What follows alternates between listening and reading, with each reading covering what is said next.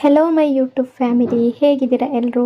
I hope ಎಲ್ಲರೂ ಚೆನ್ನಾಗಿದ್ದೀರಾ. ಅದೇ ರೀತಿ ನಿಮ್ಮ ಲೈಫ್ನಲ್ಲಿ ಪಾಸಿಟಿವ್ ಆಗಿ ಥಿಂಕ್ ಮಾಡ್ತಾ ಇದ್ದೀರಾ ಅಂತ ಅಂದ್ಕೊಂಡಿದ್ದೀನಿ. ಇವತ್ತಿನ ರೀಡಿಂಗಲ್ಲಿ ಬ್ಯೂಟಿಫುಲ್ ಆಗಿರುವಂತಹ ಯಾವ ಎನರ್ಜಿ ಇದೆ ಅಂತ ನೋಡೋಣ. ಮೊದಲು ಕಾಮ್ ಆಗಿ ಕೂತ್ಕೊಳ್ಳಿ, ಡೀಪ್ ಬ್ರೀತನ್ನು ತಗೊಳ್ಳಿ, ನಿಮ್ಮ ಮೈಂಡ್ ಮತ್ತು ಮನಸ್ಸನ್ನು ರಿಲ್ಯಾಕ್ಸ್ ಮಾಡ್ಕೊಳ್ಳಿ. ಈಗ ನಿಮ್ಮ ಪರ್ಸನ್ ಹೆಸರನ್ನು ಮನಸ್ಸಾರೆ 3 ಬಾರಿ ನೆನಪಿಸ್ಕೊಳ್ಳಿ. ನಿಮ್ಮ ಪರ್ಸನ್ ಫೇಸನ್ನು ಇಮ್ಯಾಜಿನ್ ಮಾಡ್ಕೊಳ್ಳಿ. ಅವರು ಮತ್ತು ನೀವು ಒಟ್ಟಿಗೆ ಕಳೆದಿರುವ ಬ್ಯೂಟಿಫುಲ್ ಮೆಮೊರೀಸ್ನ ನೆನಪು ಮಾಡ್ಕೊಳ್ಳಿ. ಅದಕ್ಕೂ ಮೊದಲು ಈ ರೀಡಿಂಗ್ ನಿಮ್ಮವರೆಗೂ ತಲುಪಿದೆ ಅಂದರೆ ಯು ಆರ್ ಸೋ ಬ್ಲೆಸ್ಡ್. ಯೂನಿವರ್ಸ್ಗೆ ಗ್ರ್ಯಾಟಿಟ್ಯೂಡ್ ಹೇಳಿ, ಥ್ಯಾಂಕ್ ಯು ಯೂನಿವರ್ಸ್ ಅಂತ ಹೇಳಿ ನಿಮ್ಮ ಪರ್ಸನ್ ಎನರ್ಜಿಯನ್ನು ಫೀಲ್ ಮಾಡಿ. ಬ್ಯೂಟಿಫುಲ್ ಆಗಿರುವ ಎನರ್ಜಿ ಬಂದಾಗ ಅದನ್ನು ರಿಸೀವ್ ಮಾಡ್ಕೊಳ್ಳಿ. ಇದು ಜನರಲ್ ರೀಡಿಂಗ್ ಆಗಿರುತ್ತೆ. ಸೊ ಎಲ್ಲ ವಿಷಯಗಳು ಎಲ್ರಿಗೂ ಮ್ಯಾಚ್ ಆಗಲೇಬೇಕು ಅಂತ ಇಲ್ಲ. ನಿಮ್ಮ ಸಿಚುವೇಶನ್ಗೆ ಮ್ಯಾಚ್ ಆಗುವ ಎನರ್ಜಿ ಮಾತ್ರ ರಿಸೀವ್ ಮಾಡ್ಕೊಳ್ಳಿ. ಯಾವುದಾದ್ರೂ ಭಾಗ ನಿಮಗೆ ಮ್ಯಾಚ್ ಆಗಲಿಲ್ಲ ಅಂದರೆ ಅದನ್ನು ಫೋರ್ಸ್ ಆಗಿ ತಗೊಳ್ಬೇಡಿ. ಈ ರೀಡಿಂಗ್ನ ಉದ್ದೇಶ ಏನು ಅಂದರೆ ಈ ಕ್ಷಣದ ಪ್ರೆಸೆಂಟ್ ಎನರ್ಜಿ ಹೇಗಿದೆ, ನಿಮ್ಮ ಪರ್ಸನ್ ಮನಸ್ಸಿನಲ್ಲಿ ಏನು ನಡೀತಾ ಇದೆ, ನಿಮ್ಮಿಬ್ಬರ ನಡುವೆ ಯಾವ ರೀತಿಯ ಎಮೋಷನ್ಸ್ ಅಥವಾ ವೈಬ್ಸ್ ನಡೀತಾ ಇದೆ ಅದನ್ನು ನಿಮಗೆ ತಿಳಿಸುವ ಒಂದು ಸಣ್ಣ ಪ್ರಯತ್ನ ಅಷ್ಟೇ. ಹಾಗಾಗಿ ಓವರ್ ಆಗಿ ನೆಗೆಟಿವ್ ಆಗಿ ಯೋಚನೆ ಮಾಡಬೇಡಿ. ನಿಮ್ಮ ಮನಸ್ಸನ್ನು ಅನಾವಶ್ಯಕ ಭಯಗಳಿಂದ ತುಂಬಿಸ್ಕೊಳ್ಬೇಡಿ. ಯಾವುದೇ ರಿಲೇಷನ್ಶಿಪ್ಪಲ್ಲಿ ಆಗಿರಲಿ ಪಾಸಿಟಿವ್ ಎನರ್ಜಿ ಅನ್ನೋದು ತುಂಬ ಇಂಪಾರ್ಟೆಂಟ್ ಆಗಿರುತ್ತೆ. ರೀಡಿಂಗನ್ನು ನೋಡಬೇಕಾದ್ರೆ ವಿಡಿಯೋನ ಲೈಕ್ ಮಾಡ್ಕೊಳ್ಳಿ. ಅದೇ ರೀತಿ ಚಾನಲ್ನ ಸಬ್ಸ್ಕ್ರೈಬ್ ಮಾಡಿಕೊಂಡು ಕನೆಕ್ಟ್ ಆಗಿ. Unsatisfied energy. ಯಾವ ವ್ಯಕ್ತಿಯ ಬಗ್ಗೆ ನೀವು ಥಿಂಕ್ ಮಾಡ್ತಾ ಇದ್ದೀರೋ ಈಗ ಅವರ ಮನಸ್ಸಿನ ಒಳಗಡೆ ಸಂಪೂರ್ಣ ತೃಪ್ತಿ ಅನ್ನೋದು ಇಲ್ಲ.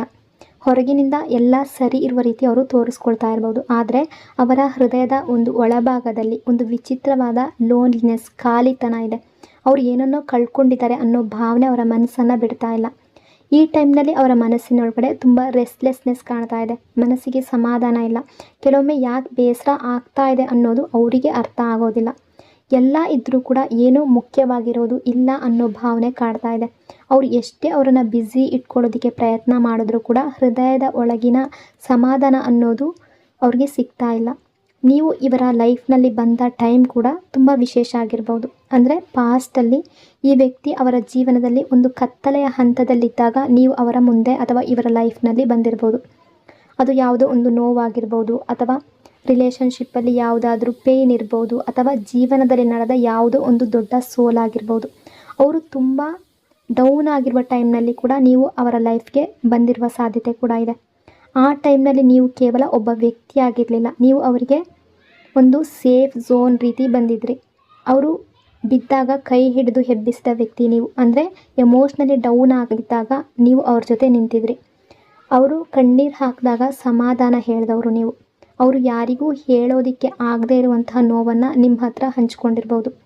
ನೀವು ಕೇಳಿದ್ರಿ, ಅರ್ಥ ಮಾಡ್ಕೊಂಡಿದ್ರಿ, ಸಪೋರ್ಟ್ ಕೂಡ ಮಾಡಿದ್ರಿ. ಈ ಸಂಬಂಧದಲ್ಲಿ ನೀವು ಕೊಟ್ಟ ಪ್ರೀತಿ, ಕಾಳಜಿ, ಬೆಂಬಲ ಮತ್ತು ಸಮಯ ಅಳತೆ ಮಾಡೋದು ಸಾಧ್ಯನೇ ಇಲ್ಲದಷ್ಟು ದೊಡ್ಡದು. ನೀವು ಯಾವಾಗಲೂ ಅವ್ರಿಗೆ ತುಂಬ ಪ್ರೀತಿಯನ್ನು ಕೊಟ್ಟಿದ್ದೀರಾ, ಆದರೆ ಅದರ ಪ್ರತಿಯಾಗಿ ನೀವು ಡಿಸರ್ವ್ ಮಾಡಿದಷ್ಟು ಪ್ರೀತಿ, ರೆಸ್ಪೆಕ್ಟ್ ಅಥವಾ ವ್ಯಾಲ್ಯೂವನ್ನು ನೀವು ಪಡೀಲಿಲ್ಲ. ನೀವು ತುಂಬ ಹೃದಯಪೂರ್ವಕವಾಗಿ ಪ್ರೀತಿಯನ್ನು ಕೊಟ್ಟಿದ್ದೀರಾ, ಆದರೆ ನೀವು ಎಕ್ಸ್ಪೆಕ್ಟ್ ಏನು ಮಾಡಿದ್ದೀರಾ ಅಷ್ಟು ನಿಮಗೆ ಸಿಗಲಿಲ್ಲ. ಅವರ ಲೈಫ್ನಲ್ಲಿ ಪರಿಸ್ಥಿತಿಗಳು ನಿಧಾನವಾಗಿ ಸರಿಯಾದ ಮೇಲೆ ಅವ್ರು ಮತ್ತೆ ಎದ್ದು ನಿಂತ್ಕೊಂಡ್ರು. ಅವರ ಸಮಸ್ಯೆಗಳು ಕಡಿಮೆ ಆಯಿತು. ಆದರೆ ಆ ಸಮಯದಲ್ಲಿ ಎಲ್ಲಕ್ಕಿಂತ ಹೆಚ್ಚು ನೋವು ಮಾಡಿರೋದು ಏನು ಅಂದರೆ ಅವರು ಮೊದಲು ದೂರ ಮಾಡಿದ ವ್ಯಕ್ತಿ ನೀವೇ ಆದ್ರಿ. ನೀವು ಅವರ ಜೊತೆಗಿದ್ದ ಸಮಯವನ್ನು ಅವರು ಮರ್ತಿರೋ ರೀತಿ ಬಿಹೇವ್ ಮಾಡಿದ್ರು. ಅಂದರೆ ಅವರ ಕಷ್ಟದ ಟೈಮ್ನಲ್ಲಿ, ಅವರು ಡೌನ್ ಆಗಿದ್ದಂತಹ ಟೈಮ್ನಲ್ಲಿ ನೀವೇನು ಅವರ ಜೊತೆ ಸ್ಟ್ರಾಂಗ್ ಆಗಿ ನಿಂತ್ಕೊಂಡಿದ್ರಿ ಅದೆಲ್ಲವನ್ನು ಅವರು ಮರೆಯೋದಕ್ಕೆ ಶುರು ಮಾಡಿದ್ರು. ಇದೆಲ್ಲವನ್ನು ನೆನಪಿಸ್ಕೊಂಡಾಗ ಇವತ್ತಿಗೂ ನಿಮ್ಮ ಮನಸ್ಸಿಗೆ ನೋವಾಗ್ಬೋದು. ನಾನು ಯಾಕೆ ಇಷ್ಟೊಂದು ಎಫರ್ಟ್ ಹಾಕ್ತೆ ಅನ್ನೋ ಪ್ರಶ್ನೆ ಕೆಲವೊಮ್ಮೆ ನಿಮ್ಮ ಮನಸ್ಸಿಗೂ ಬರ್ತಾ ಇರ್ಬೋದು. ನಾನು ಯಾಕೆ ಈ ವ್ಯಕ್ತಿಯನ್ನು ಆಯ್ಕೆ ಮಾಡಿಕೊಂಡೆ ಅನ್ನೋ ಪಶ್ಚಾತ್ತಾಪ ಕೂಡ ಇರ್ಬೋದು ನಿಮ್ಮ ಹೃದಯದಲ್ಲಿ. ಆ ನೋವು ಇನ್ನೂ ಕೂಡ ಸಂಪೂರ್ಣವಾಗಿ ಮಾಯ ಆಗಿಲ್ಲ. ನೀವು ಅವರಿಗಾಗಿ ಮಾಡಿದ ಪ್ರೀತಿ, ಕೇರ್ ಎಲ್ಲವೂ ನಿಜ ಆಗಿತ್ತು. ನಿಮ್ಮ ಪ್ರೀತಿ ನಿಜ ಆಗಿತ್ತು, ನಿಮ್ಮ ಉದ್ದೇಶ ನಿಜ ಆಗಿತ್ತು. ಆದರೆ ಆ ಟೈಮ್ನಲ್ಲಿ ಅವರು ನಿಮ್ಮ ವ್ಯಾಲ್ಯೂವನ್ನು ಅರಿಲಿಲ್ಲ. ಅವರ ಅಗತ್ಯ ಏನಿದೆ ಅದು ಪೂರ್ತಿಯಾದ ಮೇಲೆ ನಿಮ್ಮ ಬಗ್ಗೆ ಯೋಚನೆ ಮಾಡದಷ್ಟು ಸ್ವಾರ್ಥ ಅವರೊಳಗೂ ಕೂಡ ಇತ್ತು ಕೆಲವರ ಎನರ್ಜಿ ಪ್ರಕಾರ. ಇದು ನಿಮ್ಮ ತಪ್ಪಲ್ಲ, ಆದರೆ ನಿಮ್ಮ ಹೃದಯವನ್ನು ತುಂಬ ಡೀಪಾಗಿ ಪೇಯ್ನ್ ಮಾಡಿದೆ. Regret energy. ಬಟ್ ಈಗ ಪರಿಸ್ಥಿತಿ ಅನ್ನೋದು ಬದಲಾಗ್ತಾ ಇದೆ. ಯಾಕೆಂದರೆ ಈ ವ್ಯಕ್ತಿಯ ಒಳಗೆ ನಿಧಾನವಾಗಿ ಒಂದು ದೊಡ್ಡ ಪಶ್ಚಾತ್ತಾಪ ಹುಟ್ಟುತ್ತಾ ಇದೆ. ಅವ್ರ ಹಿಂದೆ ತಗೊಂಡ ನಿರ್ಧಾರಗಳನ್ನು ನೆನಪಿಸ್ಕೊಂಡಾಗ ಮನಸ್ಸಿಗೆ ಸಮಾಧಾನ ಅನ್ನೋದು ಸಿಗ್ತಾ ಇಲ್ಲ. ಅವರು ನಿಮ್ಮಿಂದ ದೂರ ಹೋಗಿದ್ದು ಸರಿಯಾದ ನಿರ್ಧಾರ ಆಗಿರಲಿಲ್ಲ ಅನ್ನೋ ಅರಿವು ಮನಸ್ಸಿನ ಒಳಗಡೆ ಬರ್ತಾ ಇದೆ. ನಿಮ್ಮೊಂದಿಗೆ ಅವರು ಯಾವುದೇ ರೀತಿ ಇರಲಿ, ಅಥವಾ ಈಗ ನೋ ಕಾಂಟ್ಯಾಕ್ಟ್ ಸಿಚುವೇಶನ್ ಇರಲಿ, ನಿಮ್ಮನ್ನು ಇಗ್ನೋರ್ ಮಾಡಿರಲಿ, ಪೇಯ್ನ್ ಕೊಟ್ಟಿರಬಹುದು, ಮೋಸ ಮಾಡಿರ್ಬೋದು, ಅಥವಾ ನಿಮ್ಮ ಹೃದಯ ಡೌನ್ ಆಗುವಂತೆ, ಪೇಯ್ನ್ ಆಗುವಂತೆ ಬಿಹೇವ್ ಮಾಡಿರ್ಬೋದು. ಆ ಎಲ್ಲದರ ಬಗ್ಗೆ ಈಗ ಅವರ ಮನಸ್ಸು ಮೌನವಾಗಿ ಪ್ರಶ್ನೆ ಕೇಳ್ತಾ ಇದೆ. ಅವರು ನಿಮ್ಮನ್ನು ಮರೆಯೋದಕ್ಕೆ ತುಂಬ ಸಲ ಪ್ರಯತ್ನ ಮಾಡಿರ್ಬೋದು. ಅವರ ಜೀವನವನ್ನು ಮುಂದಕ್ಕೆ ತಗೊಂಡು ಹೋಗಲು ಪ್ರಯತ್ನಿಸಿರ್ಬೋದು. ಬೇರೆ ವಿಷಯಗಳಲ್ಲಿ ಮನಸ್ಸು ತೊಡಗಿಸ್ಕೊಂಡಿರ್ಬೋದು, ಬ್ಯುಸಿಯಾಗಿರ್ಬೋದು. ಆದರೆ ನಿಮ್ಮ ನೆನಪು ಅವರ ಲೈಫ್ನಿಂದ ಸಂಪೂರ್ಣವಾಗಿ ಹೋಗಿಲ್ಲ ಅನ್ನೋ ಎನರ್ಜಿ ಇದೆ. ಇವತ್ತಿಗೂ ಕೆಲವು ಟೈಮ್ನಲ್ಲಿ ನಿಮ್ಮ ನೆನಪು ಅವರ ಮನಸ್ಸಿಗೆ ಬರ್ತಾ ಇದೆ. ನಿಮ್ಮ ಮಾತುಗಳು, ನಿಮ್ಮ ಜೊತೆ ಕಳೆದ ಕ್ಷಣಗಳು, ನೀವು ಕೊಟ್ಟ ಬೆಂಬಲ, ಇದೆಲ್ಲ ಅಕಸ್ಮಾತಾಗಿ ಅವರ ಮನಸ್ಸಿನಲ್ಲಿ ಮತ್ತೆ ಮತ್ತೆ ಬರ್ತಾ ಇದೆ. ಅವ್ರು ಎಷ್ಟೇ ತಪ್ಪಿಸ್ಕೊಳ್ಳೋದಕ್ಕೆ ಪ್ರಯತ್ನ ಪಟ್ಟರೂ ಕೂಡ ನಿಮ್ಮ ಸ್ಥಾನವನ್ನು ಅಳಿಸೋದಕ್ಕೆ ಅವರಿಗೆ ಸಾಧ್ಯ ಆಗ್ತಾ ಇಲ್ಲ. ಒಬ್ಬ ವ್ಯಕ್ತಿ ನಿಜವಾಗ್ಲೂ ಸಂತೋಷವಾಗಿದ್ದರೆ, ತನ್ನ ನಿರ್ಧಾರದಿಂದ ತೃಪ್ತಿಯಾಗಿದ್ದರೆ, ಅವರು ಹಿಂದಿನ ಸಂಬಂಧವನ್ನು ಅಥವಾ ಹಿಂದಿನ ದಿನಗಳನ್ನು ಅಷ್ಟು ಬಾರಿ ನೆನಪಿಸ್ಕೊಳ್ಳೋದಿಲ್ಲ. ಆದರೆ ಇಲ್ಲಿ ಹಾಗಿಲ್ಲ. ಅವರು ನಿಮ್ಮನ್ನು ಮಿಸ್ ಮಾಡ್ಕೊಳ್ತಾ ಇದ್ದಾರೆ. ನಿಮ್ಮ ಆ್ಯಬ್ಸೆನ್ಸನ್ನು ಫೀಲ್ ಮಾಡ್ತಾ ಇದ್ದಾರೆ. ನೀವಿಲ್ಲದ ಖಾಲಿತನವನ್ನು ಅನುಭವಿಸ್ತಾ ಇದ್ದಾರೆ. ಅವರು ಹೊರಗಡೆ ಹೇಳ್ಕೊಳ್ದೇ ಇರ್ಬೋದು, ಆದರೆ ಮನಸ್ಸಿನ ಒಳಗಡೆ ನಾನು ದೊಡ್ಡ ತಪ್ಪು ಮಾಡಿದೆ ಅನ್ನೋ ಭಾವನೆ ನಿಧಾನವಾಗಿ ಬೆಳೆದು ಬರ್ತಾ ಇದೆ. ಇದೇ ಕಾರಣಕ್ಕೆ ಅವರು ಕೆಲವೊಂದು ಸಲ ನಿಮ್ಮ ಬಗ್ಗೆ ಯೋಚನೆ ಮಾಡ್ತಾರೆ, ನಿಮ್ಮ ಬಗ್ಗೆ ತಿಳ್ಕೊಳ್ಳೋದಕ್ಕೆ ಪ್ರಯತ್ನ ಪಡ್ತಾರೆ, ಅಥವಾ ನಿಮ್ಮ ನೆನಪಿನಲ್ಲೇ ಸಿಕ್ಕಾಕೊಂಡಿದ್ದಾರೆ. ಈ ವ್ಯಕ್ತಿಯ ಹೃದಯದಲ್ಲಿ ಇನ್ನೂ ಕೂಡ ಸಂಪರ್ಕ ಅನ್ನೋದು ಸಂಪೂರ್ಣವಾಗಿ ಮುಗ್ದಿಲ್ಲ ಅನ್ನೋ ಭಾವನೆ ಇದೆ. ಫೀಲಿಂಗ್ ಅನ್ನೋದು ಇನ್ನೂ ಜಾಸ್ತಿ ಇದೆ. ಅವ್ರು ಮತ್ತೆ ಬರಬೇಕು ಅನ್ನೋ ಆಸೆ ಇಟ್ಕೊಂಡಿದ್ದಾರೆ. ಮತ್ತೆ ಕಾಂಟ್ಯಾಕ್ಟ್ ಮಾಡೋದಕ್ಕೆ, ಮತ್ತೆ ಮಾತಾಡೋದಕ್ಕೆ, ಮತ್ತೆ ನಿಮ್ಮ ಲೈಫ್ನಲ್ಲಿ ಸ್ಥಾನ ಪಡೆಯೋದಕ್ಕೆ ಮನಸ್ಸು ಮಾಡ್ತಾ ಇದ್ದಾರೆ. ಅವರ ಉದ್ದೇಶಗಳನ್ನು ನೋಡಿದ್ರೆ ಅವರು ಸಂಪೂರ್ಣವಾಗಿ ದೂರ ಹೋಗಬೇಕು ಅಂತ ಬಯಸ್ತಾ ಇಲ್ಲ. ಅವರು ಮತ್ತೆ ಈ ರಿಲೇಷನ್ಶಿಪ್ಪಲ್ಲಿ ಬರೋದಕ್ಕೆ ಬಯಸ್ತಾ ಇದ್ದಾರೆ. ಆದರೆ ಅದಕ್ಕೂ ಮೊದಲು ಅವರು ಅವರ ತಪ್ಪುಗಳನ್ನು ಎದುರಿಸಬೇಕಾಗಿದೆ. ಪಶ್ಚಾತ್ತಾಪದ ಈ ಹಂತ ಇನ್ನೂ ಆಳವಾಗಿ ನಡಿಬೇಕು. ಅನ್ಫಿನಿಶ್ಡ್ ಫೀಲಿಂಗ್ಸ್ ಎನರ್ಜಿ ಅಂದರೆ ಇಲ್ಲಿ ಫೀಲಿಂಗ್ಸ್ ಇನ್ನೂ ಮುಗ್ದಿಲ್ಲ. ನೀವು ಎಲ್ಲ ಮುಗ್ದು ಹೋಯಿತು ಅಂತ ಅಂದ್ಕೊಂಡಿರ್ಬೋದು. ಈ ರಿಲೇಷನ್ಶಿಪ್ ಇಲ್ಲಿಗೆ ಕೊನೆ ಅಧ್ಯಾಯವನ್ನು ತಲುಪಿದೆ ಅಂತ ಅಂದ್ಕೊಂಡಿರ್ಬೋದು. ಬಟ್ ಎನರ್ಜಿ ಪ್ರಕಾರ ಇನ್ನೂ ತುಂಬ ಪಾಠಗಳು ಇವರು ಕಲಿಬೇಕಾಗಿದೆ. ಇನ್ನೂ ಹಲವಾರು ಸತ್ಯಗಳು ಹೊರಗಡೆ ಬರಬೇಕಾಗಿದೆ. ಈ ವ್ಯಕ್ತಿ ಮಾಡಿದ ಕೆಲವು ಆಯ್ಕೆ, ಅವರ ಬಿಹೇವಿಯರ್, ಅದರ ಪರಿಣಾಮ ಅವರು ಸಂಪೂರ್ಣವಾಗಿ ಅನುಭವಿಸಬೇಕು. ನಿಮ್ಮ ಪ್ರೀತಿ ಎಷ್ಟು ನಿಸ್ವಾರ್ಥ ಆಗಿತ್ತು ಅನ್ನೋದನ್ನು ಇವರು ಇನ್ನೂ ಸಂಪೂರ್ಣವಾಗಿ ಅರ್ಥ ಮಾಡ್ಕೊಂಡಿಲ್ಲ. ನಿಮ್ಮ ವ್ಯಾಲ್ಯೂವನ್ನು ಅವರು ಸಂಪೂರ್ಣವಾಗಿ ಗುರುತಿಸಿಲ್ಲ. ಅದಕ್ಕಾಗಿ ಲೈಫ್ ಇನ್ನೂ ಅವರಿಗೆ ಕೆಲವು ಪಾಠಗಳನ್ನು ಕಲಿಸೋದಕ್ಕೆ ಸಿದ್ಧ ಆಗಿರುವಂತೆ ಇದೆ. ನೀವು ಅನುಭವಿಸಿದ ನೋವು, ಇಗ್ನೋರ್, ಒಂಟಿತನ, ಇದೆಲ್ಲದರ ಅರ್ಥ ಅವರಿಗೆ ಇನ್ನೂ ಸಂಪೂರ್ಣವಾಗಿ ತಲುಪಿಲ್ಲ. ಆದರೆ ಟೈಮ್ನೊಂದಿಗೆ ಅವರಿಗೆ ಅದೇ ಭಾವನೆಗಳ ಪ್ರತಿಫಲ ಅನುಭವವಾಗುವ ಸಾಧ್ಯತೆ ತುಂಬ ಜಾಸ್ತಿ ಇದೆ. ಕೆಲವೊಮ್ಮೆ ಜೀವನನೇ ದೊಡ್ಡ ಗುರುವಾಗ್ಬಿಡುತ್ತೆ. ನಾವು ಬೇರೆಯವರಿಗೆ ಕೊಟ್ಟ ನೋವನ್ನು ಅದೇ ರೀತಿಯಲ್ಲಿ ಅನುಭವಿಸಿದಾಗ ಮಾತ್ರ ಅದರ ಆಳ ಎಷ್ಟಿದೆ ಅನ್ನೋದು ಅರ್ಥ ಆಗುತ್ತೆ. ಇಲ್ಲಿ ಅಂತಹ ಒಂದು ಎನರ್ಜಿ ಇದೆ. ಅದು ನಿಧಾನವಾಗಿ ಆರಂಭ ಆಗ್ತಾ ಇದೆ. ಅವರಿಗೆ ಕೆಲವು ರಿಲೇಷನ್ಶಿಪ್ಪಲ್ಲಿ ನಿರಾಸೆ ಎದುರಾಗಬಹುದು, ಅಥವಾ ಅವರು ತುಂಬ ನಂಬಿದವರು ಅವರನ್ನು ಅರ್ಥ ಮಾಡ್ಕೊಳ್ಳದೆ ಇರ್ಬೋದು. ಅವರು ಏನು ಎಕ್ಸ್ಪೆಕ್ಟ್ ಮಾಡಿದ್ರು ಅದಕ್ಕೆ ಬೆಂಬಲ ಸಿಗದೆ ಇರ್ಬೋದು. ಆಗ ಅವರು ಹಿಂದೆ ನೀವು ಅನುಭವಿಸಿದ ನೋವನ್ನು ಸ್ವಲ್ಪ ಮಟ್ಟಿಗೆ ಅರ್ಥ ಮಾಡ್ಕೊಳ್ಳೋದಕ್ಕೆ ಪ್ರಯತ್ನ ಮಾಡುವ ಎನರ್ಜಿ ಇದೆ. ಸೊ ಇದನ್ನು ಎಂಡ್ ಅಂತ ನೋಡಬೇಡಿ. ಇನ್ನೂ ತುಂಬ ಬೆಳವಣಿಗೆಗಳು ಬಾಕಿ ಇದೆ. ಇನ್ನೂ ಕೆಲವು ಸತ್ಯಗಳು ಹೊರಗಡೆ ಬರಬೇಕಾಗಿದೆ. ಇನ್ನೂ ಕೆಲವು ಅರಿವುಗಳು ಅವರ ಮನಸ್ಸಿನಲ್ಲಿ ಹುಟ್ಟಬೇಕಿದೆ. ಸಮಯ ಅದರ ಕೆಲಸವನ್ನು ಮಾಡ್ತಾ ಇದೆ. ಇವತ್ತಿನ ಎನರ್ಜಿ ಪ್ರಕಾರ ಕರ್ಮ ಎನರ್ಜಿ ಇದೆ. ಈ ವ್ಯಕ್ತಿಯ ಲೈಫ್ನಲ್ಲಿ ನಡೀತಾ ಇರುವ ದೊಡ್ಡ ಬದಲಾವಣೆ ಅಂದರೆ ಅವರಿಗೆ ರಿಯಾಲಿಟಿ ಚೆಕ್ ಬರುವ ಸಮಯ ನಿಧಾನವಾಗಿ ಹತ್ತಿರ ಆಗ್ತಾ ಇದೆ. ಇದುವರೆಗೆ ಅವರು ಕೆಲವು ವಿಷಯಗಳನ್ನು ನೋಡದೆ, ಅರ್ಥ ಮಾಡ್ಕೊಳ್ಳದೆ ಅಥವಾ ಇಗ್ನೋರ್ ಮಾಡ್ತಾ ಬಂದಿರ್ಬೋದು. ಆದರೆ ಈಗ ಅವರ ಕಣ್ಣು ತೆರೆಸುವ ಪರಿಸ್ಥಿತಿಗಳು ಸೃಷ್ಟಿಯಾಗ್ತಾ ಇದೆ. ಇಲ್ಲಿವರೆಗೆ ಅವರು ಯಾರ ಮೇಲೆ ಹೆಚ್ಚು ಟ್ರಸ್ಟ್ ಇಟ್ಟಿದ್ರೋ, ಯಾರ ಮಾತನ್ನು ಹೆಚ್ಚು ಕೇಳಿದ್ರೋ, ಯಾರನ್ನು ಅವರ ಲೈಫ್ನಲ್ಲಿ ತುಂಬ ಪ್ರಿಯಾರಿಟಿ ಮಾಡಿದ್ರೋ, ಅದೇ ಜನರಿಂದ ಅವರಿಗೆ ದೊಡ್ಡ ಲೆಸನ್ ಸಿಗುವ ಸಾಧ್ಯತೆ ಇದೆ. ಇದು ಕೇವಲ ಪನಿಷ್ಮೆಂಟ್ ಅಲ್ಲ, ಇದು ಅವೇಕ್ನಿಂಗ್ ಪ್ರೊಸೆಸ್. ಈ ವ್ಯಕ್ತಿ ಅವರ ಫ್ಯಾಮಿಲಿ, ಫ್ರೆಂಡ್ಸ್ ಅಥವಾ ಅವರ ಕ್ಲೋಸ್ ಸರ್ಕಲ್ನಲ್ಲಿರುವ ಕೆಲವರನ್ನು ತುಂಬ ಬ್ಲೈಂಡ್ ಟ್ರಸ್ಟ್ ಮಾಡಿರಬಹುದು. ಕೆಲವೊಮ್ಮೆ ಯಾರನ್ನಾದರೂ ತುಂಬ ಪ್ರೀತಿಸಿದಾಗ ಅಥವಾ ತುಂಬ ನಂಬಿದಾಗ ಅವರ ತಪ್ಪುಗಳನ್ನು ನೋಡೋದಕ್ಕೆ ಮನಸ್ಸು ಒಪ್ಪೋದಿಲ್ಲ. ಅದೇ ಸಿಚುವೇಶನ್ ಕೂಡ ಕೆಲವರ ಲೈಫ್ನಲ್ಲಿರ್ಬೋದು.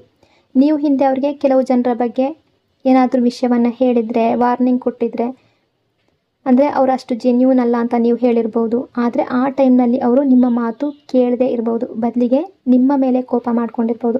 ಯಾಕೆಂದರೆ ಅವರ ಕಣ್ಣುಗಳಲ್ಲಿ ಆ ಜನ ಪರ್ಫೆಕ್ಟ್ ಆಗಿದ್ದರು ಆಗ. ಆದರೆ ಈಗ ನಿಧಾನವಾಗಿ ಮಾಸ್ಕ್ ಅನ್ನೋದು ಬೀಳುವ ಸಮಯ ಬರ್ತಾ ಇದೆ. ಯಾರ ನಿಜವಾದ ಇಂಟೆನ್ಷನ್ ಏನು, ಯಾರು ಕೇವಲ ತಮ್ಮ ಬೆನಿಫಿಟ್ಸ್ಗಾಗಿ ಹತ್ತಿರ ಇದ್ದರು, ಯಾರು ನಿಜವಾಗ್ಲೂ ಕೇರ್ ಮಾಡ್ತಾ ಇದ್ರು ಅನ್ನೋದು ಅವರಿಗೆ ಕ್ಲಿಯರ್ ಆಗಿ ಗೊತ್ತಾಗೋದಕ್ಕೆ ಶುರುವಾಗುತ್ತೆ.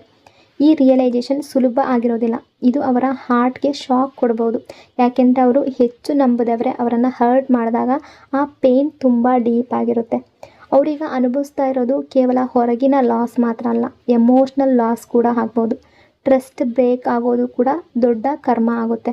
ಒಬ್ಬ ವ್ಯಕ್ತಿ ತನ್ನ ಹೋಲ್ ಹಾರ್ಟ್ನಿಂದ ನಂಬುದವರ ನಿಜವಾದ ಮುಖ ಬಯಲಾದಾಗ ಆ ನೋವು ತುಂಬ ದೊಡ್ಡದು. ಇದೇ ನೋವು ಅವರನ್ನು ಒಳಗಿನಿಂದ ಬದಲಾಯಿಸೋದಕ್ಕೆ ಶುರು ಮಾಡುತ್ತೆ. ಇದುವರೆಗೆ ಇಗ್ನೋರ್ ಮಾಡಿದ ಸತ್ಯ ಈಗ ಅವರ ಮುಂದೆ ಬಂದು ನಿಂತ್ಕೊಳ್ಳುತ್ತೆ. ಇಲ್ಲಿ ಕೆಲವರ ಲೈಫ್ನಲ್ಲಿ ಇಲ್ಲಿವರೆಗೆ ಅವರು ಯಾವ ವ್ಯಕ್ತಿಗಳನ್ನು ತಮ್ಮ ಸೇಫ್ ಝೋನ್ ಅಂದ್ಕೊಂಡಿದ್ರೋ, ಯಾವ ಜನರಿಗಾಗಿ ಎಲ್ಲವನ್ನ ಮಾಡಿದ್ರೋ, ಅವರಿಂದಲೇ ಅವರಿಗೆ ಡಿಸಪಾಯಿಂಟ್ಮೆಂಟ್ ಬರುವ ಸಾಧ್ಯತೆ ಕೂಡ ಇದೆ. ಕೆಲವರು ಅವರ ಪೊಸಿಷನ್, ಮನಿ, ಸಕ್ಸಸ್ ಅಥವಾ ಇನ್ಫ್ಲೂಯೆನ್ಸ್ಗಾಗಿ ಇವ್ರ ಜೊತೆ ಇರ್ಬೋದು. ಆದರೆ ಅವರು ಅದನ್ನು ಜೆನ್ಯೂನ್ ಸಪೋರ್ಟ್ ಅಂತ ಅಂದ್ಕೊಂಡಿರ್ಬೋದು. ಕೆಲವೊಮ್ಮೆ ಲೈಫ್ನಲ್ಲಿ ನಮ್ಮ ಸುತ್ತಲಿರುವ ಜನ ನಿಜವಾಗ್ಲೂ ನಮ್ಮವರ ಅಥವಾ ಕೇವಲ ಅವರ ಕೆಲಸಕ್ಕಾಗಿ ನಮ್ಮ ಜೊತೆ ಇದ್ದಾರಾ ಅನ್ನೋದನ್ನು ಗುರುತಿಸೋದು ಕಷ್ಟ. ಈಗ ಈ ವ್ಯಕ್ತಿ ಅದೇ ಲೆಸನ್ ಕಲಿಬೇಕಾದ ಸಮಯದಲ್ಲಿದ್ದಾರೆ. ಅವರು ಇಷ್ಟೊಂದು ವರ್ಷಗಳಿಂದ ತಪ್ಪಾಗಿ ನಂಬಿದ ಕೆಲವು ಜನರ ನಿಜವಾದ ಫೇಸ್ ಈಗ ನಿಧಾನವಾಗಿ ಹೊರಗಡೆ ಬರ್ಬೋದು. ಇದು ಅವ್ರಿಗೆ ಎಮೋಷ್ನಲ್ ಬ್ರೇಕ್ ಡೌನ್ ಕೂಡ ತರ್ಬೋದು. ಅವ್ರು ನಾನು ಇಷ್ಟೊಂದು ಟ್ರಸ್ಟ್ ಮಾಡಿದೆ, ಆದರೆ ಇವ್ರು ಹೀಗೆ ಮಾಡ್ತಾರ ಅನ್ನೋ ಶಾಕ್ನಲ್ಲಿ ಕೂಡ ಇರ್ಬೋದು. ಯಾಕೆಂದರೆ ಅವರು ಎಕ್ಸ್ಪೆಕ್ಟ್ ಮಾಡಿದ ಲಾಯಲ್ಟಿ ಅವ್ರಿಗೆ ರಿಟರ್ನ್ ಆಗೋದಿಲ್ಲ. ಇದೇ ಮೂಮೆಂಟ್ನಲ್ಲಿ ಅವರಿಗೆ ನಿಮ್ಮ ವ್ಯಾಲ್ಯೂ ನೆನಪಾಗೋದಕ್ಕೆ ಶುರುವಾಗುತ್ತೆ. ಯಾಕೆಂದರೆ ನೀವು ಅವರಿಗೆ ಏನೂ ಎಕ್ಸ್ಪೆಕ್ಟ್ ಮಾಡದೆ ಸಪೋರ್ಟ್ ಮಾಡಿದ್ರಿ, ಆದರೆ ಅವರು ಅದರ ಬೆಲೆ ಅರ್ಥ ಮಾಡ್ಕೊಳ್ಳಿಲ್ಲ. ಈ ಕಂಪೇರ್ ಏನಿದೆ ಅವರ ಮನಸ್ಸಿನಲ್ಲಿ ಸ್ವತಃ ನಡೆಯುತ್ತೆ. ಒಂದು ಕಡೆ ಸೆಲ್ಫಿಶ್ ಪೀಪಲ್, ಮತ್ತೊಂದು ಕಡೆ ಅನ್ಕಂಡೀಷ್ನಲ್ ಸಪೋರ್ಟ್ ಆಗಿ ಅವರಿಗೆ ನೀವು ನಿಂತ್ಕೊಂಡಿದ್ದ ರೀತಿ ಡಿಫ್ರೆನ್ಸ್ ಏನು ಅನ್ನೋದು ಅರ್ಥ ಆಗುತ್ತೆ. ಸೊ ಎನರ್ಜಿ ಪ್ರಕಾರ ತುಂಬ ಪವರ್ಫುಲ್ ಎನರ್ಜಿ ಇದೆ. ಯಾಕೆಂದರೆ ಇದು ಅವರ ಈಗೋ ಅನ್ನು ನಿಧಾನವಾಗಿ ಡೌನ್ ಮಾಡುವ ಪ್ರೊಸೆಸ್. ಐಸೋಲೇಷನ್ ಎನರ್ಜಿ ಅವರೀಗ ಅಥವಾ ಮುಂದಿನ ಸಮಯದಲ್ಲಿ ಒಂದು ಫೇಸ್ಗೆ ಹೋಗ್ಬೋದು. ಅಲ್ಲಿ ಅವರಿಗೆ ತುಂಬ ಒಂಟಿತನ ಅನ್ನೋದು ಅನುಭವ ಆಗ್ಬೋದು. ಹೊರಗಡೆ ಜನ ಇದ್ದರೂ ಕೂಡ ಮನಸ್ಸಿನ ಒಳಗಡೆ ಅಲೋನ್ ಅನಿಸುವ ಫೀಲಿಂಗ್ ಬರುತ್ತೆ. ಯಾರೂ ಅರ್ಥ ಮಾಡ್ಕೊಳ್ತಾ ಇಲ್ಲ ಅನ್ನುವ ಫೀಲಿಂಗ್ ಬರುತ್ತೆ. ಈ ಫೇಸ್ ತುಂಬ ಇಂಪಾರ್ಟೆಂಟ್. ಯಾಕೆಂದರೆ ಕೆಲವೊಮ್ಮೆ ನಾವು ತುಂಬ ಗದ್ದಲ ಇದ್ದಾಗ ಸತ್ಯ ಅನ್ನೋದು ಕೇಳಿಸೋದಿಲ್ಲ. ತುಂಬ ಜನರ ಜೊತೆ ಇದ್ದಾಗ ಏನು ಅರ್ಥ ಆಗೋದಿಲ್ಲ. ಸೈಲೆನ್ಸ್ ಬಂದಾಗ ಮಾತ್ರ ಅದರ ರಿಯಾಲಿಟಿ ಕೇಳಿಸುತ್ತೆ. ಇದುವರೆಗೆ ಅವರು ಯಾವ ಜನರ ನಡುವೆ ಕಂಫರ್ಟನ್ನು ಹುಡುಕ್ತಾ ಇದ್ರೋ ಅದೇ ಜನರಿಂದ ಡಿಸ್ಟೆನ್ಸ್ ಅನುಭವ ಆಗಬಹುದು. ಸಪೋರ್ಟ್ ಎಕ್ಸ್ಪೆಕ್ಟ್ ಮಾಡಿದ ಜಾಗದಲ್ಲಿ ಸೈಲೆನ್ಸ್ ಸಿಗ್ಬೋದು. ಆಗ ಅವ್ರಿಗೆ ಅನ್ನಿಸ್ಬೋದು ನನ್ನ ಜೊತೆ ಯಾರೂ ಇಲ್ಲ. ಆದರೆ ಇದು ಒಂದು ಶಿಕ್ಷೆ ಅಲ್ಲ, ಅವೇಕ್ನಿಂಗ್ ಪ್ರೊಸೆಸ್. ಈ ಒಂಟಿತನದಲ್ಲಿ ಅವರು ಅವರ ಡಿಸಿಷನ್ಸ್ ಬಗ್ಗೆ ಯೋಚನೆ ಮಾಡೋದಕ್ಕೆ ಶುರು ಮಾಡ್ತಾರೆ. ಯಾರನ್ನು ಕಳ್ಕೊಂಡ್ರು, ಯಾರನ್ನು ದೂರ ಮಾಡಿಕೊಂಡ್ರು, ಯಾರಿಗೆ ನೋವು ಕೊಟ್ಟರು, ಯಾರನ್ನು ತಪ್ಪಾಗಿ ಅರ್ಥ ಮಾಡಿಕೊಂಡ್ರು ಅನ್ನೋದನ್ನು ರಿಫ್ಲೆಕ್ಟ್ ಮಾಡ್ತಾರೆ. ಈ ರಿಫ್ಲೆಕ್ಷನ್ ಪೀರಿಯಡ್ ಅವರ ಲೈಫ್ನ ಟರ್ನಿಂಗ್ ಪಾಯಿಂಟ್ ಕೂಡ ಆಗ್ಬೋದು. ಯಾಕೆಂದರೆ ಹೊರಗಿನ ಎಲ್ಲ ಡಿಸ್ಟ್ರ್ಯಾಕ್ಷನ್ಸ್ ಕಡಿಮೆ ಆದಾಗ ಹಾರ್ಟ್ನ ನಿಜವಾದ ವಾಯ್ಸ್ ಕೇಳಿಸುತ್ತೆ. ಆ ವಾಯ್ಸ್ ಮತ್ತೆ ನಿಮ್ಮ ನೆನಪನ್ನು ಅವರಿಗೆ ತರುತ್ತೆ. ರಿಯಾಲಿಟಿ ಚೆಕ್ ಎನರ್ಜಿ ಇದುವರೆಗೆ ಅವರು ಅವಾಯ್ಡ್ ಮಾಡ್ತಾ ಇದ್ದ ಸತ್ಯ ಏನಿದೆ ಈಗ ಅವರ ಮುಂದೆ ನಿಂತ್ಕೊಳ್ತಾ ಇದೆ. ಕೆಲವೊಮ್ಮೆ ನಾವು ನೋಡೋದಕ್ಕೆ ಇಷ್ಟಪಡದ ರಿಯಾಲಿಟಿ ನಮ್ಮ ಬಿಗ್ಗೆಸ್ಟ್ ಲೆಸನ್ ಆಗಿರುತ್ತೆ. ಇದೇ ಇಲ್ಲಿ ನಡೀತಾ ಇದೆ. ಅವರೀಗ ಅರಿಬೇಕಾಗಿರೋದು ಏನಂದರೆ ಯಾವ ವ್ಯಕ್ತಿ ನಿಜವಾಗ್ಲೂ ಅವರ ಪರ ಆಗಿದ್ದರು, ಯಾವ ವ್ಯಕ್ತಿ ಕೇವಲ ತನ್ನ ಬೆನಿಫಿಟ್ಗಾಗಿ ಇದ್ದರು ಅನ್ನೋದು ಡಿಫ್ರೆನ್ಸ್ ಅನ್ನೋದು ಗೊತ್ತಾಗುತ್ತೆ. ನೀವು ಹಿಂದೆ ಹೇಳಿದ ಕೆಲವು ಮಾತುಗಳು ಅವ್ರಿಗೀಗ ನೆನಪಾಗ್ಬೋದು. ಆ ಟೈಮ್ನಲ್ಲಿ ನಿಮ್ಮ ಮಾತು ಅವರಿಗೆ ನೆಗೆಟಿವ್ ಅನಿಸಿರ್ಬೋದು, ಅಂದರೆ ಪಾಸ್ಟಲ್ಲಿ. ಆದರೆ ಈಗ ಅದೇ ಮಾತುಗಳು ಹಿಂದೆ ಇದ್ದ ಆ ಮಾತಿನ ಹಿಂದೆ ಇದ್ದ ಸತ್ಯ ಅವರಿಗೆ ಅರ್ಥ ಆಗ್ಬೋದು. ಈ ರಿಯಲೈಸೇಷನ್ ಬಂದಾಗ ಅವರಿಗೆ ತುಂಬ ರಿಗ್ರೆಟ್ ಆಗುತ್ತೆ. ಯಾಕೆಂದರೆ ನೀವು ಎಲ್ಲೂ ತಪ್ಪಿಲ್ಲ ಅನ್ನೋದು ಅವರಿಗೆ ಗೊತ್ತಾಗುತ್ತೆ. ಅವರು ಹಿಂದೆ ನಿಮ್ಮನ್ನು ಜಡ್ಜ್ ಮಾಡಿದರೆ, ಇಗ್ನೋರ್ ಮಾಡಿದರೆ, ನಿಮ್ಮ ಇಂಟೆನ್ಷನನ್ನು ಡೌಟ್ ಮಾಡಿದರೆ ಈಗ ಅದರ ಬಗ್ಗೆ ಅವ್ರಿಗೆ ಶೇಮ್ ಆಗುವ ಮತ್ತು ಗಿಲ್ಟ್ ಎರಡೂ ಆಗ್ಬೋದು. ಈ ರಿಯಾಲಿಟಿ ಚೆಕ್ ಅವರ ಹಾರ್ಟ್ ಮೇಲೆ ಸ್ಟ್ರಾಂಗ್ ಇಂಪ್ಯಾಕ್ಟ್ ಕೊಡುತ್ತೆ. ಆದರೆ ಇದೇ ಮೂಮೆಂಟ್ ಅವರ ಒಂದು ಅವೇಕ್ನಿಂಗಲ್ಲಿ ಬಿಗಿನಿಂಗ್ ಕೂಡ ಆಗಬಹುದು. ಇದೇ ಮೂಮೆಂಟ್ನಲ್ಲಿ ಅವರು ಮಾಡಿದ ತಪ್ಪುಗಳನ್ನು ನೋಡೋದಕ್ಕೆ ಅವರು ಪ್ರಾರಂಭ ಮಾಡ್ತಾರೆ. ಇದೇ ಮೂಮೆಂಟ್ನಲ್ಲಿ ನಿಮ್ಮ ವ್ಯಾಲ್ಯೂವನ್ನು ಮೊದಲ ಸಲ ಅವರಿಗೆ ಅರಿಯೋದಕ್ಕೆ ಸ್ಟಾರ್ಟ್ ಆಗಬಹುದು. ಮತ್ತು ಇದೇ ಮೂಮೆಂಟ್ ಅವರ ಲೈಫನ್ನು ಬದಲಾವಣೆ ಮಾಡುವ ಎನರ್ಜಿ ಕೂಡ ಇದೆ. ರಿಗ್ರೆಟ್ ಆ್ಯಂಡ್ ರಿಟರ್ನ್ ಎನರ್ಜಿ ಈ ಟೈಮ್ನಲ್ಲಿ ಈ ವ್ಯಕ್ತಿಯ ಹೃದಯದೊಳಗೆ ನಡೀತಾ ಇರುವ ದೊಡ್ಡ ಹೋರಾಟ ಅಂದರೆ ರಿಗ್ರೆಟ್ ವರ್ಸಸ್ ಈಗೋ. ಅವ್ರು ನಿಮ್ಮನ್ನು ಮಿಸ್ ಮಾಡ್ತಾ ಇದ್ದಾರೆ, ನಿಮ್ಮ ನೆನಪು ಬರ್ತಾ ಇದೆ, ನಿಮ್ಮ ಜೊತೆ ಕಳೆದ ಮೂಮೆಂಟ್ಸ್ ಮತ್ತೆ ಮತ್ತೆ ಮೈಂಡ್ನಲ್ಲಿ ರೀಪ್ಲೇ ಆಗ್ತಾ ಇದೆ.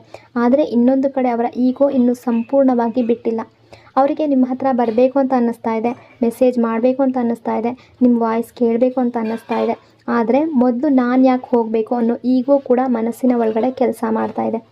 ಕೆಲವೊಮ್ಮೆ ಅವರು ನಿಮ್ಮ ಪ್ರೊಫೈಲ್ ನೋಡ್ಬೋದು, ನಿಮ್ಮ ಬಗ್ಗೆ ಯೋಚನೆ ಮಾಡ್ಬೋದು, ನಿಮ್ಮ ಫೋಟೋಸ್ ನೆನಪಿಗೆ ಬರ್ಬೋದು. ಆದರೆ ಆ್ಯಕ್ಷನ್ ತಗೊಳ್ಳೋ ಅಷ್ಟರಲ್ಲಿ ಮತ್ತೆ ಅವರನ್ನೇ ಅವರು ಸ್ಟಕ್ ಮಾಡ್ತಾ ಇದ್ದಾರೆ. ಅವರ ಹಾರ್ಟ್ ಒಂದು ಡೈರೆಕ್ಷನ್ಗೆ ಎಳಿತಾ ಇದೆ, ಈಗೋ ಇನ್ನೊಂದು ಡೈರೆಕ್ಷನ್ಗೆ ಎಳಿತಾ ಇದೆ. ಇದರಿಂದ ಅವರು ಮೆಂಟಲಿ ತುಂಬ ಕನ್ಫ್ಯೂಸ್ಡ್ ಆಗಿದ್ದಾರೆ. ಅವರಿಗೆ ನಿಮ್ಮ ಪ್ರೆಸೆನ್ಸ್ ಬೇಕು, ಆದರೆ ಸಾರಿ ಕೇಳೋದಕ್ಕೆ ಮನಸ್ಸು ಇನ್ನೂ ಸಂಪೂರ್ಣವಾಗಿ ಸಿದ್ಧವಾಗಿಲ್ಲ. ಇದರಿಂದ ಡಿಲೇ ಆಗ್ತಾ ಇದೆ. ಸೊ ಈ ಎನರ್ಜಿ ಇದೆ. ನೀವು ಸೈಲೆಂಟ್ ಆಗಿರೋದು ಕೂಡ ಅವರಿಗೆ ದೊಡ್ಡ ಕ್ವಶನ್ ಮಾರ್ಕ್ ಆಗಿದೆ. ಅವ್ರು ನನ್ನ ಬಗ್ಗೆ ಏನು ಯೋಚನೆ ಮಾಡ್ತಾ ಇದ್ದಾರೆ ಅನ್ನೋ ಕ್ಯೂರಿಯಾಸಿಟಿ ಕೂಡ ಇದೆ. ಕೆಲವೊಮ್ಮೆ ನೀವು ಅವರನ್ನು ಇಗ್ನೋರ್ ಮಾಡ್ತಾ ಇದ್ದೀರಾ ಅಂತ ಅವ್ರಿಗೆ ಅನಿಸ್ತಿರಬಹುದು. ಆದರೆ ನಿಜವಾಗ್ಲೂ ನೀವು ನಿಮ್ಮ ಹೀಲಿಂಗ್ ಮೇಲೆ ಫೋಕಸ್ ಮಾಡ್ತಾ ಇದ್ದೀರಾ, ಆ ಎನರ್ಜಿ ಇದೆ. ಆದರೆ ಅವರ ಮನಸ್ಸಿನಲ್ಲಿ ನಿಮ್ಮ ಸೈಲೆನ್ಸ್ ಒಂದು ಸ್ಟ್ರಾಂಗ್ ಮೆಸೇಜ್ ಆಗಿ ಕಾಣ್ತಾ ಇದೆ. ಈಗೋ ಬ್ಲಾಕ್ ಎನರ್ಜಿ. ಈ ವ್ಯಕ್ತಿಯ ಬಿಗ್ಗೆಸ್ಟ್ ಪ್ರಾಬ್ಲಮ್ ಈಗಲೂ ಕೂಡ ಈಗೋ. ಹೊರಗಡೆ ನೋಡಿದ್ರೆ ಅವರು ಸ್ಟ್ರಾಂಗ್ ಆಗಿರ್ಬೋದು, ಕಾನ್ಫಿಡೆಂಟಾಗಿ ಕಾಣ್ಬೋದು. ಆದರೆ ಮನಸ್ಸಿನ ಒಳಗಡೆ ಅವರು ತುಂಬ ಇನ್ಸೆಕ್ಯೂರ್ ಫೀಲ್ ಮಾಡ್ತಾ ಇದ್ದಾರೆ. ಅವ್ರಿಗೆ ಫಿಯರ್ ಇದೆ. ನಿಮ್ಮ ಹತ್ರ ಬಂದರೆ ನೀವು ರಿಜೆಕ್ಟ್ ಮಾಡ್ತೀರೇನೋ, ನಿಮ್ಮ ಹತ್ರ ಬಂದರೆ ನೀವು ಅವರ ತಪ್ಪುಗಳನ್ನು ನೆನಪಿಸ್ತೀರೇನೋ, ನಿಮ್ಮ ಹತ್ರ ಬಂದರೆ ಅವರಿಗೆ ಮತ್ತೆ ಹಳೆಯ ಮಾತುಗಳನ್ನು ಹೇಳ್ತೀರೇನೋ. ಈ ಫಿಯರ್ಗಳೆಲ್ಲ ಅವರ ಈಗೋ ಮೂಲಕ ಕವರ್ ಮಾಡ್ತಾ ಇದ್ದಾರೆ. ಕೆಲವರು ಸೈಲೆಂಟ್ ಆಗಿರ್ತಾರೆ, ಆದರೆ ಮನಸ್ಸಿನ ಒಳಗಡೆ ತುಂಬ ಮಾತಾಡ್ತಾರೆ. ಈ ವ್ಯಕ್ತಿ ಕೂಡ ಅಂಥವರಾಗಿರ್ಬಹುದು. ಅವರ ಮೈಂಡ್ನಲ್ಲಿ ನಿಮ್ಮ ಜೊತೆ 1000 ಮಾತುಕತೆಗಳು ನಡೀತಾ ಇದೆ. ಆದರೆ ರಿಯಾಲಿಟಿಯಲ್ಲಿ ಅವರು ಏನೂ ಆ್ಯಕ್ಷನ್ ತಗೊಳ್ತಾ ಇಲ್ಲ. ಇದು ಪ್ಯೂರ್ ಈಗೋ ಅಲ್ಲ. ಇದರ ಹಿಂದೆ ಫಿಯರ್, ಶೇಮ್, ಗಿಲ್ಟ್ ಮತ್ತು ಇನ್ಸೆಕ್ಯೂರಿಟಿ ಕೂಡ ಇದೆ. ಆದರೆ ಹೊರಗಡೆ ಕಾಣಿಸೋದು ಮಾತ್ರ ಈಗೋ. ಇದರಿಂದ ಅವರು ಅವರ ಹಾರ್ಟ್ ಫೀಲಿಂಗ್ಸನ್ನು ಓಪನ್ ಆಗಿ ಎಕ್ಸ್ಪ್ರೆಸ್ ಮಾಡ್ಕೊಳ್ತಾ ಇಲ್ಲ. Soul connection energy. ನಿಮ್ಮಿಬ್ಬರ ನಡುವೆ ಸಾಮಾನ್ಯ ಕನೆಕ್ಷನ್ಗಿಂತ ಡೀಪ್ ಕನೆಕ್ಷನ್ ಇದೆ. ಎಷ್ಟೇ ಡಿಸ್ಟೆನ್ಸ್ ಇರ್ಬೋದು, ನೋ ಕಾಂಟ್ಯಾಕ್ಟ್ ಸಿಚುವೇಶನ್ ಇರ್ಬೋದು, ಮಿಸ್ಅಂಡರ್ಸ್ಟ್ಯಾಂಡಿಂಗ್ ಇರ್ಬೋದು, ಎಷ್ಟೇ ಸೈಲೆನ್ಸ್ ಇದ್ದರೂ ಕೂಡ ಈ ವ್ಯಕ್ತಿ ನಿಮ್ಮ ಎನರ್ಜಿಯಿಂದ ಸಂಪೂರ್ಣವಾಗಿ ಡಿಸ್ಕನೆಕ್ಟ್ ಆಗಿಲ್ಲ. ಕೆಲವೊಮ್ಮೆ ಅವರಿಗೆ ನಿಮ್ಮ ನೆನಪು ಕಾರಣ ಇಲ್ಲದೆ ಬರ್ತಾ ಇದೆ. ಕೆಲವೊಮ್ಮೆ ನಿಮ್ಮ ಬಗ್ಗೆ ಡ್ರೀಮ್ ಕೂಡ ಬರಬಹುದು. ಕೆಲವೊಮ್ಮೆ ಯಾವುದೋ ಸಾಂಗ್ ಕೇಳಿದಾಗ ನೀವು ನೆನಪಾಗ್ಬೋದು. ಕೆಲವೊಮ್ಮೆ ಯಾವುದೋ ಪ್ಲೇಸ್ ನೋಡಿದಾಗ ನೀವು ನೆನಪಾಗ್ಬೋದು. ಇದು ಕೇವಲ ಮೆಮೊರಿ ಅಲ್ಲ, ಎಮೋಷ್ನಲ್ ಅಟ್ಯಾಚ್ಮೆಂಟ್ ಇನ್ನೂ ಸ್ಟ್ರಾಂಗ್ ಆಗಿದೆ. ಅವರು ನಿಮ್ಮನ್ನು ಫರ್ಗೆಟ್ ಮಾಡೋದಕ್ಕೆ ಪ್ರಯತ್ನ ಮಾಡ್ತಾ ಇದ್ದಾರೆ, ಆದರೆ ಹಾರ್ಟ್ ಲೆವೆಲ್ನಲ್ಲಿ ರಿಲೀಸ್ ಮಾಡೋದಕ್ಕೆ ಆಗ್ತಾ ಇಲ್ಲ. ನೀವು ಕೊಟ್ಟ ಲವ್, ಕೇರ್ ಮತ್ತು ಸಪೋರ್ಟ್ ಅವರ ಸಬ್ಕಾನ್ಷಿಯಸ್ ಮೈಂಡ್ನಲ್ಲಿ ಇನ್ನೂ ಕೂಡ ಸ್ಟೋರ್ ಆಗಿದೆ. ಅದಕ್ಕಾಗಿ ಅವರು ಎಷ್ಟೇ ಮುಂದೆ ಹೋಗೋದಕ್ಕೆ ಪ್ರಯತ್ನ ಪಟ್ಟರೂ ಕೂಡ ಸಂಪೂರ್ಣವಾಗಿ ಮೂವ್ ಆನ್ ಆಗೋದಕ್ಕೆ ಆಗ್ತಾ ಇಲ್ಲ. ನಿಮ್ಮ ಪ್ರೆಸೆನ್ಸ್ ಅವರಿಗೆ ಸೋಲ್ ಮೇಲೆ ಒಂದು ಡೀಪ್ ಇಂಪ್ಯಾಕ್ಟ್ ಇದೆ. ಸೊ ಸತ್ಯ ರಿವೀಲ್ ಆಗುವಂತಹ ಎನರ್ಜಿ. ಇಲ್ಲಿವರೆಗೆ ಈ ವ್ಯಕ್ತಿ ಕೆಲವು ಜನರ ಬಗ್ಗೆ ರಿಯಾಲಿಟಿ ನೋಡೋದಕ್ಕೆ ಇಷ್ಟಪಡದೇ ಇರ್ಬೋದು. ಅವರಿಗೆ ಸತ್ಯ ಅನ್ನೋದು ಗೊತ್ತಾಗದೇ ಇರೋದು ಅಲ್ಲ, ಸತ್ಯ ಅಕ್ಸೆಪ್ಟ್ ಮಾಡೋದು ಕಷ್ಟ ಆಗಿತ್ತು. ಕೆಲವೊಮ್ಮೆ ನಾನು ಹೆಚ್ಚು ಟ್ರಸ್ಟ್ ಮಾಡಿದ ವ್ಯಕ್ತಿಗಳ ಬಗ್ಗೆ ಸತ್ಯ ಗೊತ್ತಾದರೆ ಅದು ಹಾರ್ಟ್ ಬ್ರೇಕ್ ಆಗುತ್ತೆ ಅಂತ ಅಂದ್ಕೊಂಡಿರ್ಬೋದು. ಅದಕ್ಕಾಗಿ ಅವರು ರಿಯಾಲಿಟಿಯಿಂದ ಎಸ್ಕೇಪ್ ಮಾಡ್ತಾಯಿದ್ರು. ನೀವು ಹಿಂದೆ ಕೆಲವು ಜನರ ಬಗ್ಗೆ ಅವರ ಬಗ್ಗೆ ಏನಾದರೂ ಹೇಳಿದರೆ, ವಾರ್ನಿಂಗ್ ಕೊಟ್ಟಿದ್ದರೆ, ಆ ಟೈಮ್ನಲ್ಲಿ ಅವರು ನಿಮ್ಮ ವಿರುದ್ಧನೇ ನಿಂತಿರ್ಬೋದು. ಯಾಕೆಂದರೆ ಅವರ ಬ್ಲೈಂಡ್ ಟ್ರಸ್ಟ್ ತುಂಬ ಸ್ಟ್ರಾಂಗ್ ಆಗಿತ್ತು. ಆದರೆ ಈಗ ಪರಿಸ್ಥಿತಿ ಅನ್ನೋದು ಬದಲಾಗ್ತಾ ಇದೆ. ನಿಧಾನವಾಗಿ ಅವರಿಗೆ ಜನರ ನಿಜವಾದ ಮುಖ ಕಾಣೋದಕ್ಕೆ ಶುರುವಾಗುತ್ತೆ. ಮತ್ತು ಅದೇ ಟೈಮ್ನಲ್ಲಿ ನೀವು ಹೇಳಿದ ಮಾತುಗಳು ಕೂಡ ಅವರಿಗೆ ನೆನಪಾಗುವ ಎನರ್ಜಿ ಇದೆ. ಅಂದರೆ ನೀವು ಹೇಳಿದ್ದು ತಪ್ಪಾಗಿರಲಿಲ್ಲ ಅನ್ನೋ ರಿಯಲೈಸೇಷನ್ ಕೂಡ ಬರಬಹುದು. ಈ ರಿಯಲೈಸೇಷನ್ ಅವರಿಗೆ ಮೆಂಟಲ್ ಬ್ರೇಕ್ ಡೌನ್ ತರಬಹುದು. ಆದರೆ ಇದೇ ಬ್ರೇಕ್ ಡೌನ್ ಅವರ ಅವೇಕ್ನಿಂಗ್ ಕೂಡ ಆಗಿರುತ್ತೆ. Reconciliation desire energy. ಈ ವ್ಯಕ್ತಿ ಈ ಕನೆಕ್ಷನನ್ನು ಹೀಲ್ ಮಾಡೋದಕ್ಕೆ ಬಯಸ್ತಾ ಇದ್ದಾರೆ. ಅವರಿಗೆಲ್ಲ ಸರಿ ಮಾಡಬೇಕು ಅಂತ ಅನ್ನಿಸ್ತಾ ಇದೆ.